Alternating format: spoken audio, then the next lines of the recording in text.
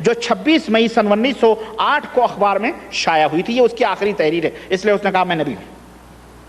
Number 6, جس جگہ کہتا ہے مرزا کہ جس جگہ میں نے نبوت سے انکار کیا ہے صرف اس معنوں میں کیا ہے. سنو, اس کے اوپر کہتے ہیں نا کہ اس نے ختم نبوت کا انکار کیا ہے, وہ اپنی وضاحت کر رہا ہے قادیانی کہ جس جگہ میں نے نبوت کا انکار کیا ہے وہ اس معنی میں کیا ہے کہ میں مستقل طور پر کوئی شریعت لانے والا نبی نہیں ہوں. میں مستقل طور پر کوئی شریعت لانے والا نبی نہیں ہوں, اور نہ شریعت والا نہیں ہوں, اور نہ میں مستقل طور پر نبی ہوں, مگر ان معنوں سے کہ اپنے رسول مقتدی سے باطنی فیوض حاصل کر کے اور اپنے لیے اس کا نام پا کر اس کے واسطے سے خدا کی طرف سے علم غیب پایا ہے. واللہ یہ ساری باتیں صوفیوں کے عقیدوں میں موجود ہیں قسم باللہ, اور میں انشاءاللہ بتاؤں گا, یہ سب تفصیلات آگے آئیں گی.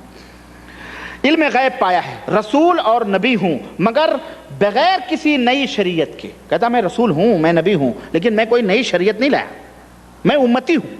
بغیر کسی نئی شریعت کے اس طور کا نبی کہلانے سے میں نے کبھی انکار نہیں کیا ہے. اس طور کا نبی کہلانے سے میں نے کبھی انکار نہیں کیا ہے. میرا بھی عقیدہ ہے کہ نبی خاتم ہیں, اب ان کے بعد نبوت نہیں آ سکتی, لیکن میں چونکہ فیض محمدی سے نبی بناؤں اس لیے میں اس طرح سے انکار نہیں کیا. یہ غلطی کا ازالہ. اسی طرح سے نمبر 7, یہ قادیانی کہتا ہے کہ انہوں نے یعنی مسلمانوں نے انہوں نے یہ سمجھ لیا ہے کہ اللہ کے خزانے ختم ہو گئے. ان کا یہ سمجھنا اللہ تعالیٰ کی قدر کو ہی نہیں سمجھنا ہے نا, ان کا یہ سمجھنا اللہ کی قدر کی نہ سمجھنے کی وجہ سے, ورنہ ایک نبی کیا, میں تو کہتا ہوں ہزاروں نبی ہوں گے. ایک استغفر اللہ کیوں کہہ رہے ہو؟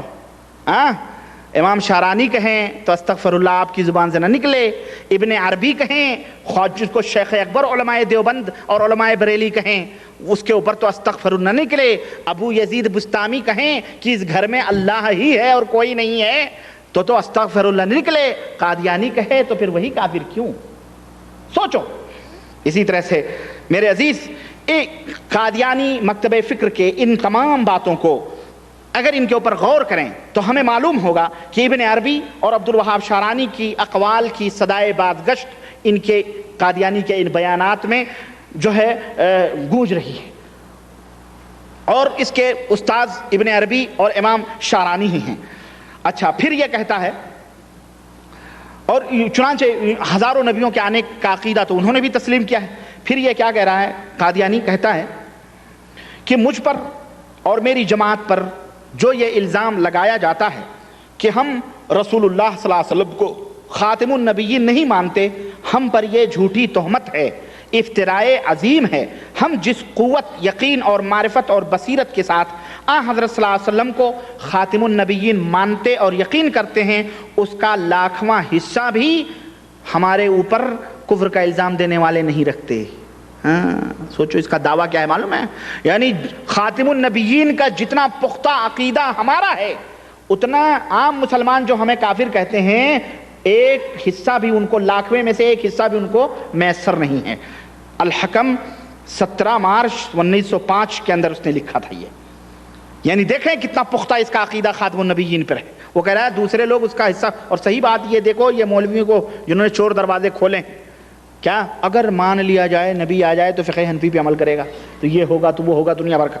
اسی طرح سے وہ کہتا ہے کہ جماعت احمدیہ میں کوئی شخص اس وقت تک داخل نہیں ہو سکتا جب تک اس شرط کا اقرار نہ کرے کہ میں حضرت صلی اللہ علیہ وسلم کو خاتم النبیین یقین رکھتا ہوں. جب تک یہ شرط نہیں مانے گا جب تک وہ ہماری جماعت کا ممبر نہیں بن سکتا ہے. اب بولو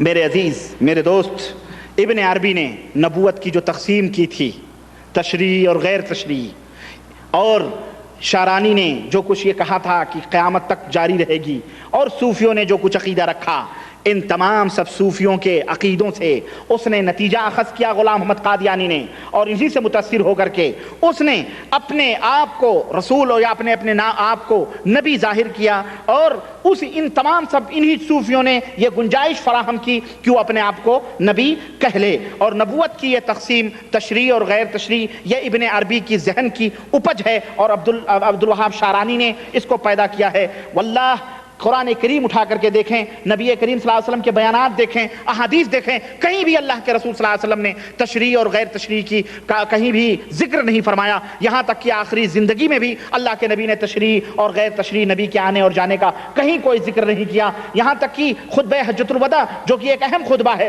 اس میں بھی اللہ کے رسول صلی اللہ علیہ وسلم نے ہرگز نہیں یہ تمام سب باتیں بیان کی، بلکہ ان صوفیوں کی ذہنی اپج اور ان صوفیوں کی وجہ سے یہ تمام سب چیزیں پیدا ہوئیں، اور انہی سب چیزوں نے ولایت اور عقیدت اور غیبیت اور حجاب اور شہود اور کشف اور الہام اور نہ جانے کیا کیا ان سے دروازے کھولے۔ سجدہ بھی غیر اللہ کے لیے کروایا جا رہا ہے، خاتم النبیین کے ختم کے اوپر بھی انہی وجہ سے، انہی صوفیوں کی وجہ سے ضرب لگ رہی ہے، اور اس طرح سے ان لوگوں نے یہ چور دروازے کھول کر کے میرے عزیز صوفیوں نے، اور آج کل یہ دروازے کھلے ہوئے ہیں، آج تک کھلے ہوئے ہیں، ان صوفیوں نے یہ تمام سب حرکتیں کی ہیں، اور انہوں نے ہی مرزا قادیانی کو موقع دیا کہ وہ نبوت کا دعویٰ کرے اور اپنے آپ کو وہ نبی کہلائے، ورنہ ان کو موقع نہیں مل سکتا تھا۔ تو میرے عزیز، میرے دوست، اس طرح سے میں یہی کہتا ہوں کہ جو باتیں پہلے زمانے کے صوفیوں میں اور اس وقت کتابوں میں موجود ہیں،